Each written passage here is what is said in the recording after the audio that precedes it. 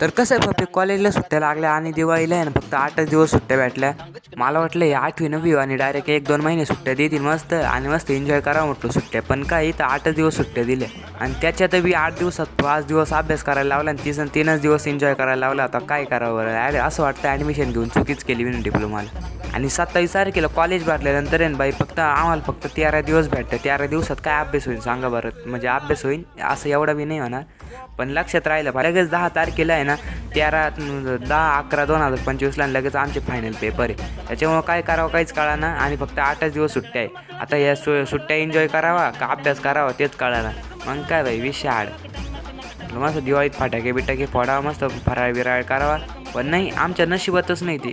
आणि त्याच्यात आहे ना फक्त 95% पोरं आहे ना असे उड्याच मारतील आणि 5% पोरं आहे ना बाई फक्त अभ्यास करणार आहे असं वाटतंय मला. कारण डिप्लोमाची पोझिशन आहे एकदम खतरनाक आहे. पोरं माहिती आहे मला कसे.